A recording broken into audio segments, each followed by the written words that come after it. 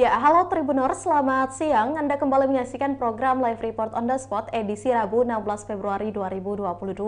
Siang ini kami akan menyajikan informasi menarik, berita faktual yang akan dilaporkan secara langsung oleh reporter Tribun Timur dari berbagai daerah. Bersama saya Kinan Aulia, inilah Live Report on the Spot selengkapnya.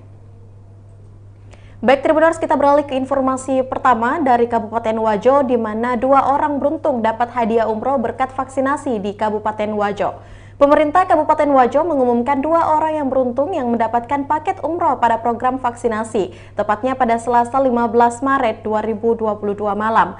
Pengumuman itu dilakukan bersamaan dengan refleksi 3 tahun pemerintahan Bupati dan Wakil Bupati Wajo, Amran Mahmud dan Amran, sekaligus peresmian RTH Calacu. Selain 2 paket umroh, juga diumumkan beberapa pemenang hadiah lainnya. Untuk informasi lebih lengkapnya kita sudah terhubung bersama dengan reporter Hardiansyah Abdi Gunawan. Halo, selamat siang rekan Bedi. Halo, selamat siang rekan Kinan dan selamat siang Tribuners dimanapun Anda berada. Ya baik, bisa Anda informasikan siapa 2 orang yang beruntung tersebut yang mendapatkan paket umroh? Ya, betul sekali rekan Kinan bahwa pemerintah Kabupaten Wajo pada akhir Desember kemarin mengumumkan bahwa menjanjikan bahwa ada 2 orang yang beruntung akan mendapatkan paket umroh dari pemerintah. 2 orang yang beruntung tersebut telah diumumkan semalam, yakni Muhammad Faiz dari Kecamatan Penrang dan Ibu Beda dari Kecamatan Pitung Panua. Ini diundi dengan menggunakan sebuah aplikasi yang digagas Dinas Kesehatan. Ini diundi menggunakan aplikasi yang digagas oleh Dinas Kesehatan dengan memasukkan nomor induk kependudukan masyarakat yang telah divaksin di Kabupaten Wajo. Seperti itu rekan Kini. Meskipun telah mencapai target 70% pada akhir tahun 2021, apakah vaksinasi masih terus dilakukan di Kabupaten Wajo, rekan Bedi? Ya, betul sekali rekan Kinan bahwa meskipun target 70% dari pemerintah pusat telah dipenuhi pada akhir 2021 lalu, pemerintah Kabupaten Wajo masih terus menggenjot vaksinasi untuk mencapai target 100%, bahwa dan selain masih menggenjot untuk dosis pertama dan dosis kedua, pemerintah Kabupaten Wajo juga sudah mulai melakukan vaksin dosis ketiga atau vaksin booster. Targetnya sendiri yaitu pada akhir Februari 2022 ini, pemerintah menargetkan bahwa untuk dosis pertama itu sudah bisa mencapai 100%. Sementara pada akhir Maret 2022 nanti, itu vaksin dosis kedua juga sudah bisa mencapai 100%. Seperti itu rekan Kina. Ya baik, berapa realisasi vaksinasi di Kabupaten Wajo dalam perharinya? Ya, per hari ini realisasi vaksinasi di Kabupaten Wajo itu sudah mencapai, untuk dosis pertama ya, untuk dosis pertama sudah mencapai 81,94% atau 246.477 orang. Itu berdasarkan data Komite Nasional Penanggulangan COVID dan Pemulihan Ekonomi Nasional atau KCPPN. Untuk dosis kedua itu mencapai 47,03% atau 141.487 orang. Sementara untuk vaksin booster atau dosis ketiga itu baru mencapai 0,72% atau 2.160 orang. Itu pun kebanyakan dari tenaga medis sendiri. Seperti itu rekan.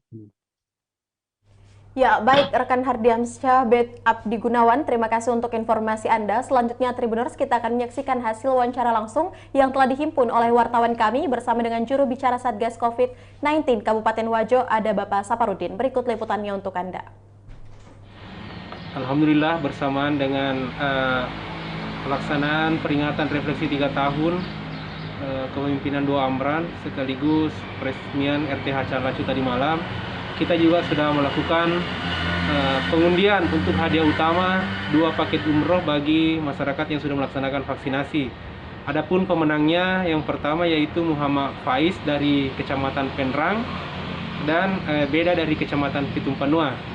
Untuk saat ini kami terus menargetkan untuk mencapai 100% vaksinasi di dosis pertama untuk akhir Februari dan 100% untuk dosis kedua di akhir Maret 2022. Ya, itulah tadi hasil wawancara yang telah dihimpun oleh wartawan kami dan terima kasih rekan Hardiansyah Abdi Gunawan untuk informasi Anda langsung dari Kabupaten Wajo dan selamat bertugas kembali. Baik, Tribuners, kita melangkah ke informasi berikutnya di mana Maltronic sediakan minyak goreng harga resmi. Selesai jeda berikut.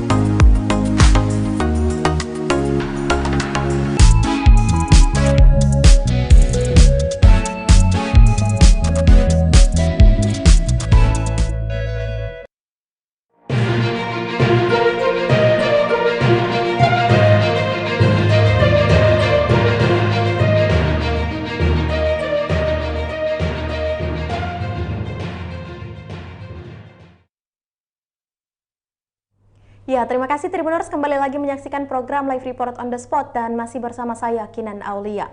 Informasi berikutnya datang dari Kota Makassar di mana Maltronic sediakan minyak goreng harga resmi.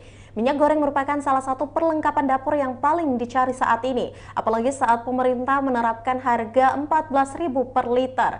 Minyak goreng sangat susah ditemui, tak terkecuali di Kota Makassar. Namun saat ini bagi masyarakat yang ingin membeli minyak goreng Maltronic bisa menjadi salah satu pilihan. Pasalnya di Maltronic tersedia banyak stok minyak goreng dengan harga sesuai ketentuan pemerintah yakni 14.000 per liter.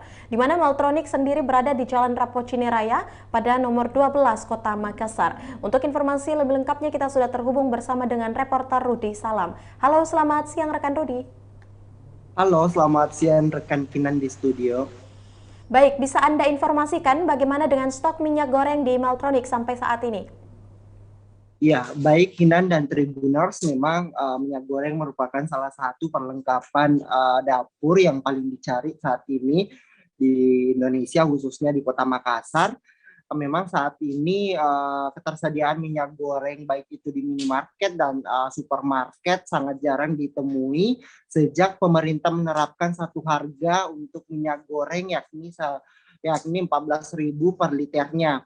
Namun masyarakat Kota Makassar dan sekitarnya patut berbahagia karena saat ini salah satu tempat ataupun Maltronic di Kota Makassar menyediakan minyak goreng dengan harga resmi yang telah ditetapkan oleh pemerintah yakni 14.000 per liternya. Nah, Maltronic sendiri menyediakan minyak goreng dengan kemasan 2 liter sehingga harganya 28.000 per 2 liternya. Nah, ketersediaan di Maltronic sendiri sangat banyak sehingga bisa memenuhi kebutuhan masyarakat beberapa hari ke depan. Kinan. Ya, baik. Bagaimana cara membeli minyak goreng di Maltronic, rekan Rudi? Iya, Kinan dan Tribuners, memang ada dua cara untuk mendapatkan ataupun membeli minyak goreng di Maltronic. Yang pertama yakni bisa datang langsung di tokonya yang terletak di Jalan Rapocini Raya nomor 12 Kota Makassar, Provinsi Sulawesi Selatan. Dan yang kedua adalah bisa melalui via aplikasi moltronic.com yang dapat diunduh di Play Store oleh di gadget masing-masing. Kemudian ada saat ini Moltronic menyediakan promo gratis ongkir, ongkos kirim ke Kota Makassar dengan jangkauan 3 km dari toko Moltronic sendiri. Nah, yang paling bahagianya sendiri karena saat ini Moltronic menyediakan berbagai promo ataupun door prize yang telah disediakan bagi pelanggan yang telah membeli minyak goreng, di mana setiap bungkusnya pelanggan akan mendapatkan 1 kupon yang nantinya akan diundi pada akhir Maret dengan berbagai macam hadiah, ada smartphone dan berbagai kebutuhan dapur lainnya. Nah, Moltronic ada sistemnya karena memang dibatasi untuk pembeliannya, yakni maksimal 3 bungkus minyak goreng saja untuk per orangnya, Kinan. Ya, bisa Anda informasikan juga rekan Rudi, bagaimana dengan respon masyarakat terhadap ketersediaan minyak goreng yang terletak di Moltronic? Ya, baik Kinan dan Tribuners, memang masyarakat Kota Makassar dan sekitarnya sangat mengapresiasi kehadiran dari Moltronic yang merupakan salah satu hasil karya dari anak Kota Makassar sendiri, aplikasi lokal yang ada di Kota Makassar. Salah satu pengunjung yang ditemui Tribun Timur, ada Santi, mengaku terbantu dengan kehadiran Moltronic yang telah menyediakan minyak goreng dengan harga resmi yang telah ditetapkan oleh pemerintah, yakni 14.000 per liternya. Nah, Santi mengaku telah mencari minyak goreng di beberapa minimarket dan supermarket, namun susah untuk didapatkan. Kemudian Santi mendapatkan informasi mengenai Moltronic dan langsung melakukan transaksi di tokonya langsung, dan Santi juga seringkali membeli minyak goreng ataupun kebutuhan lainnya, karena memang di Moltronic tak hanya membeli ataupun menyediakan minyak goreng, namun berbagai kebutuhan rumah tangga lainnya, sehingga Santi mengaku sangat terbantu dengan Moltronic ini, Kinan. Ya, baik rekan Rudi, terima kasih untuk informasi Anda. Selanjutnya Tribuners, kita akan menyaksikan hasil wawancara langsung yang telah dihimpun oleh wartawan kami bersama dengan founder and CEO PT Moltronic Jaya Semesta, ada Bapak Hengki Rahmat Jaya Sutioso. Berikut liputannya untuk Anda. Pokoknya banyak, pokoknya pasti termajakan. Dan yang penting Anda tidak usah cari susah-susah minyak kemasan 2 liter itu dengan harga 28.000 saja. Iya Pak. Ini dari kapan Pak Moltronic sediakan dan sampai kapan rencananya? Oke, Moltronic menyediakan ini kita kurang lebih dari 10 hari lalu, mulai dari harga 1 liter itu 14.000 dan sampai hari ini minyak 2 liter itu 28.000.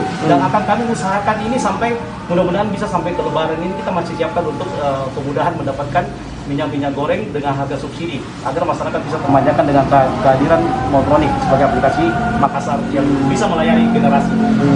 Pak, ini aplikasinya tadi bisa di-download di mana ini Pak? Di Play Store. Jadi kami yang masih hadir di Play Store itu bisa download gratis dan tidak usah berbayar dan langsung bisa mulai transaksi pertama Anda. Pak, selain minyak goreng mungkin apa saja yang bisa ditransaksikan di Moltronic ini? Memang Moltronic itu adalah satu aplikasi pertama dan satu-satunya di Indonesia Timur yang menyediakan kebutuhan pokok, fresh dan juga kebutuhan sehari-hari dengan harga distribusi Junai sama dengan harga distributor, harganya 5.975, ada Sunlight, ada ekonomi, banyak sekali, sampai mangkok apa semua ada semua, ada beras, telur fresh itu semua ada. Iya, artinya harganya jauh lebih murah ya Pak? Harga termurah. Iya. Dan gratis ongkir. Iya. Tanpa gerak. Iya, oke. Untuk masyarakat yang ingin mencari minyak subsidi, yang subsidi pemerintah, hanya 28.000 kemasan 2 liter, itu bisa dengan mudah didapatkan, baik dengan secara transaksi by aplikasi Moltronic itu secara pick up, ambil di tempat, dan juga bisa langsung ke aplikasi Moltronic, bisa ditemukan di Play Store. Anda dengan mudah tanpa antri, Anda bisa memesan minyak goreng 28.000, maksimum satu orang 3 bungkus ya, 2 liter agar semua kebagian, agar ibu-ibu tidak antri-antri. Jadi bisa lewat aplikasi Moltronic, Play Store, itu dikasih fasilitas gratis ongkos kirim maksimum 3 km, atau bisa datang langsung ke Pramucini Raya untuk transaksi pickup. Iya. Dan juga bagi Anda atau ibu-ibu yang bertransaksi diikutkan langsung dengan Surprise Giveaway 2022 Motronic. Jadi bisa dapat hadiah beli minyak harga subsidi 28.000, bisa juga berkesempatan memenangkan smartphone RAM 3GB memiliki 32 GB dan puluhan hadiah. Wow, mantap sekali nih. Pak, mungkin bisa dijelaskan nih kepada Tribuners bagaimana sih cara ikutan door prize-nya itu, Pak? Oh, itu tinggal beli minyak subsidi aja. Beli Terus, harga 24.000, langsung bawa pulang dapat satu kupon dan diundi. Nanti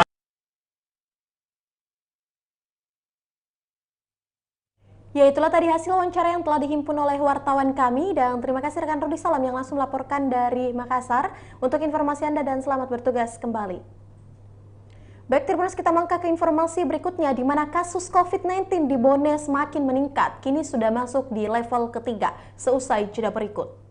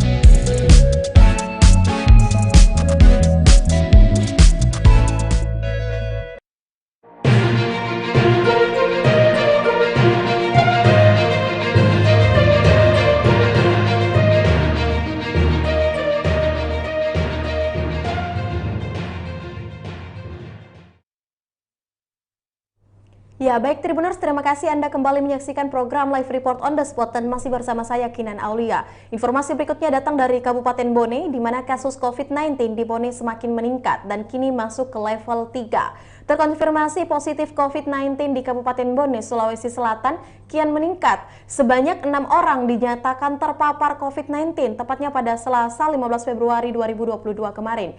Hingga kini situasi COVID-19 di Bone telah masuk ke level 3 ataupun juga zona orange. Untuk informasi lebih lengkapnya kita sudah terhubung bersama dengan reporter Kasdar. Halo, selamat siang rekan Kasdar. Halo, selamat siang rekan Kinan. Ya baik, bisa Anda informasikan apa penyebab semakin banyaknya terkonfirmasi positif COVID-19 di Kabupaten Bone? Ya baik rekan Kinan dan Tribuners dimanapun Anda berada.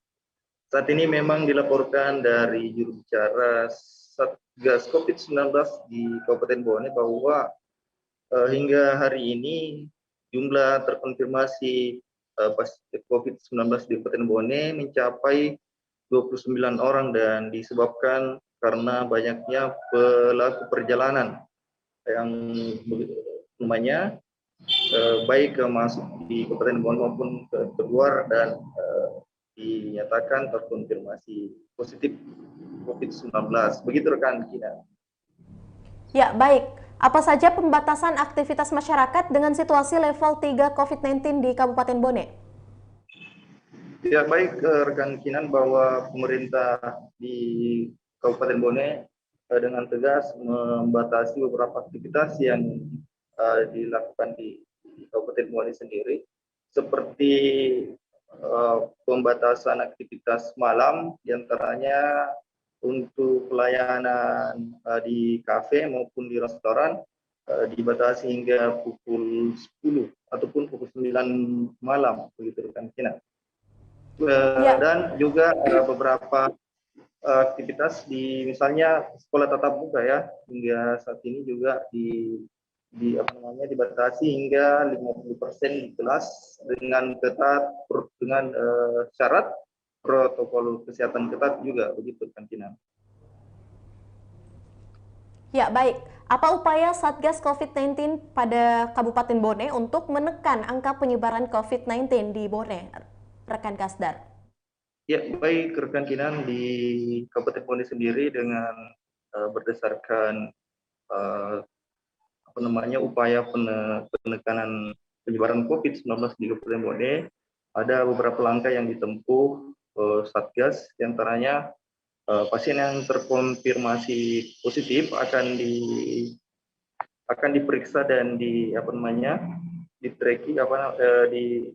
dilacak berdasarkan kontak yang pernah kontak dengan pasien, lalu diarahkan untuk isolasi mandiri. Selain itu, upaya lain adalah mengurangi mobilitas masyarakat di Kabupaten Bone dan membatasi aktivitas malam dan juga memberikan edukasi kepada masyarakat untuk mengikuti vaksinasi massal. Karena hingga saat ini tingkat capaian vaksinasi di Kabupaten Bone baru mencapai 74,6%. Begitu rekan Kinan. Ya, baik rekan Kasdar, terima kasih untuk informasi Anda. Selanjutnya Tribuners, kita akan menyaksikan hasil wawancara langsung yang telah dihimpun oleh wartawan kami bersama dengan Dargia Yusuf selaku Jubir Satgas COVID-19 di Kabupaten Bone. Berikut liputannya untuk Anda. Kasus konfirmasi yang masih aktif, baik yang diisolasi maupun yang dirawat di rumah sakit itu total ada 29 orang. Ya, sehubungan dengan adanya tambahan 6 kasus aktif baru. Ya, jadi 6 kasus aktif yang baru itu berasal dari satu pelaku perjalanan, ya. Yang kedua memang yang bergejala dan membutuhkan perawatan di rumah sakit, dan yang ketiga adalah mereka yang dengan kesadaran merasa ada gejala dan ingin memeriksakan diri. Dari 29 kasus yang ada ini, 3 orang dirawat di Rumah Sakit Hendriawaru, dan selebihnya isolasi mandiri di rumah masing-masing. Kemudian upayanya dok dari Satgas COVID ini untuk menekan angka terkonfirmasi atau penyebaran COVID di Bone? Upaya kita adalah tetap prinsip memutus rantai penularan. Jadi ketika ada kasus konfirmasi positif, sedapat mungkin kita mengejar siapa kontaknya, kemudian sedapat mungkin kita periksa mereka, lalu setelah mengetahui statusnya kita lakukan isolasi mandiri paling tidak. Dengan begitu tidak akan terjadi penyebaran di masyarakat yang lain. Nah, tentu dengan kecepatan penularan yang sangat tinggi ini, maka memang jumlah pemeriksaan ya dari hari ke hari tentu meningkat. Nah, kalau peningkatan jumlah yang diperiksa, maka peluang untuk yang terkonfirmasi positif juga semakin banyak. Nah, dengan begitu kita juga ingin bahwa penerapan level PPKM yang sekarang ini kita sudah berada di level 3 yang artinya semakin ketat. Kita berharap masyarakat kita ya semakin membatasi diri dalam hal menghadiri tempat-tempat kerumunan, lalu ya protokol kesehatannya harus kita minta untuk semakin diperketat. Ya, itulah tadi hasil wawancara bersama dengan Jubir Satgas COVID-19 di Kabupaten Bone, dan terima kasih rekan Kasdar yang langsung melaporkan dari Kabupaten Bone untuk informasi Anda, dan selamat bertugas kembali. Baik Tribuners, kita melangkah ke informasi berikutnya. Sepekan bencana longsor Kepung Sinjai seusai jeda berikut.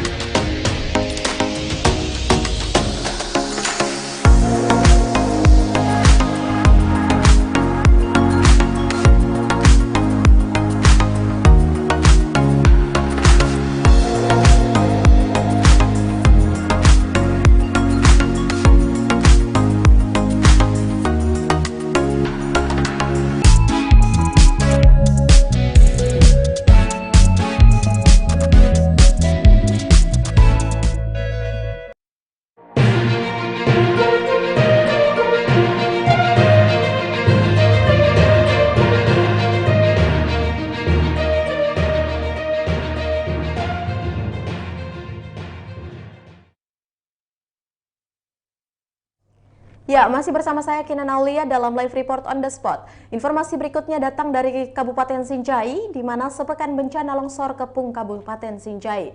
Sepekan terakhir bencana alam melanda Kabupaten Sinjai, di mana bencana alam melanda daerah tersebut berupa hujan lebat yang mengakibatkan tanah longsor dan angin kencang puting beliung. Untuk informasi lebih lengkapnya kita sudah terhubung bersama dengan reporter Syamsul Bahri. Halo, selamat siang rekan Syamsul. Halo, selamat siang Mbak Kina Aulia di redaksi Tribun Timur Makassar. Ya, baik. Bisa Anda informasikan rekan Syambah apa dampak dari bencana alam tersebut? Ya, dalam sepekan terakhir ini, sejumlah tanah longsor pasca hujan lebat dan angin kencang melanda wilayah Kabupaten Sinjai di beberapa titik dan di beberapa desa dan kecamatan. Dan ada hingga menutup badan jalan, longsor, dan juga menimpa beberapa unit rumah dan hingga salah satu jembatan patah atau runtuh akibat tanah longsor tersebut dan air banjir hujan yang berdampak pada daerah ini, Mbak Kina Aulia. Yang terkena tanah longsor, rekan Syambah?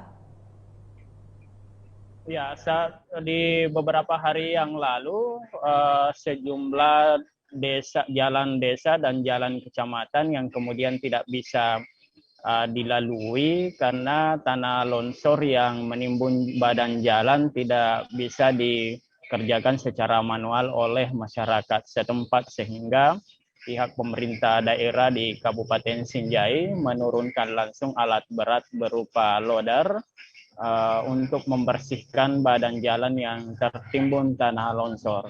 Dan juga masih ada satu jalan yang kemudian saat ini belum dapat diakses karena sedang tertutup batu besar yang jatuh dari gunung dan kemudian jatuh tepat di atas badan jalan. Batu besar tersebut sepanjang 5 meter persegi dengan ketinggian 2,5 meter. Dan batu besar ini belum dapat dipindahkan hingga saat ini, sehingga sangat menyulitkan akses lalu lintas yang berada di Desa Sautandre menghubungkan Desa Bontotat Katute, Kecamatan Sinjai Boron, dan Kecamatan Sinjai Tengah. Atas peristiwa itu hingga saat ini pihak Badan Bencana Alam Kabupaten Sinjai masih berkoordinasi dengan pihak Dinas Pekerjaan Umum bersama masyarakat setempat, karena memang saat ini jika hanya alat berat berupa ekskavator masih sangat kesulitan karena di bagian bawah badan jalan tersebut terdapat permukiman warga, dan jika dipaksakan untuk dipindahkan material longsor tersebut maka pasti akan berdampak pada rumah warga. Sehingga saat ini Mbak Kina Aulia, pihak Dinas Pekerjaan Umum dan bersama BPBD akan melibatkan masyarakat yang memiliki keterampilan, keahlian, maksud saya, memecahkan batu untuk agar kemudian nantinya mudah untuk dipindahkan dari tengah badan jalan. Ya, baik. Bagaimana dengan sikap pemerintah Kabupaten Sinjai dalam melihat peristiwa itu? Pemerintah Kabupaten Sinjai cukup cepat merespon.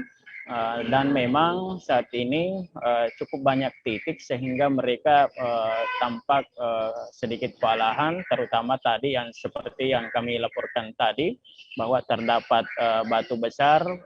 Memang peralatan yang dimiliki harus mencari solusi yang lain, karena jika hanya ekskavator, batu tersebut tidak bisa disingkirkan atau tidak bisa dipindahkan dari atas badan jalan, sehingga membutuhkan cara yang lain agar bisa dipecahkan batu tersebut dan bisa kembali jalanan dapat diakses oleh masyarakat yang ada di dua kecamatan itu.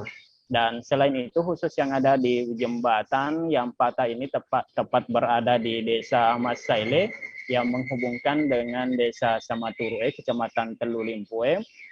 Pihak BPBD Sinjai sementara melakukan koordinasi dengan pihak Dinas Pekerjaan Umum apakah akan membangun kembali jembatan tersebut atau mengganti secara total. Saat ini masih sementara melakukan peninjauan terhadap jembatan tersebut. Dan jembatan ini juga patah akibat setelah daerah ini diguyur hujan deras dan mengakibatkan tanah kemudian labil dan mengakibatkan jembatan patah. Seperti itu Mbak Tina Audia.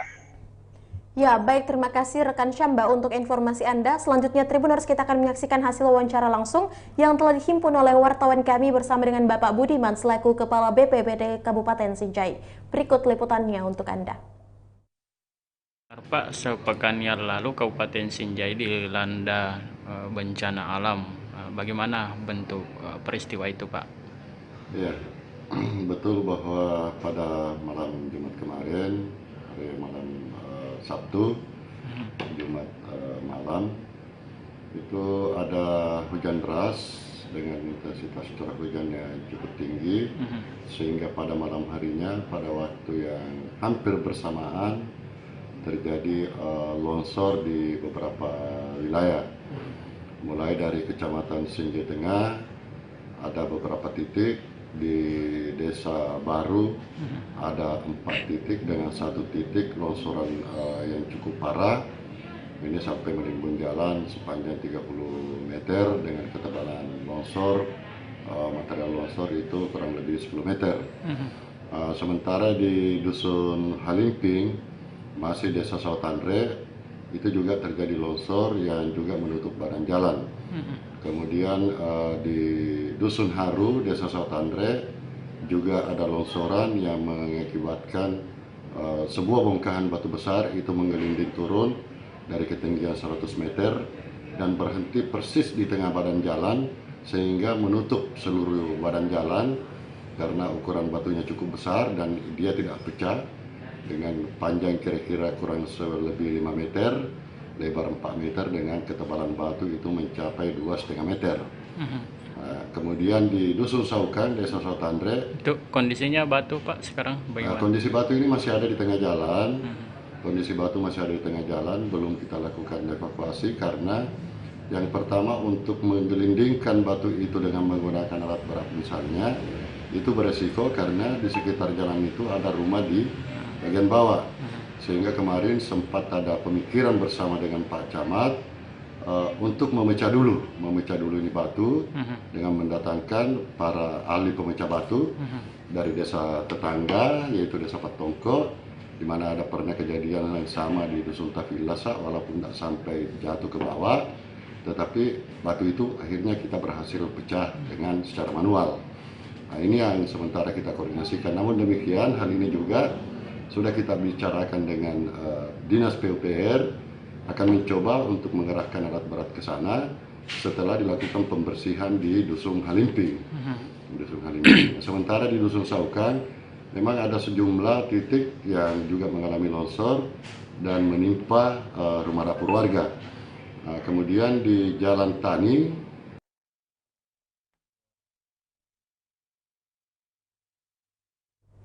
ya, itulah tadi hasil wawancara bersama dengan Kepala BPBD Sinjai, ada Bapak Budiaman. Dan terima kasih rekan Syamsul Bahari dari Sinjai untuk informasi Anda dan selamat bertugas kembali.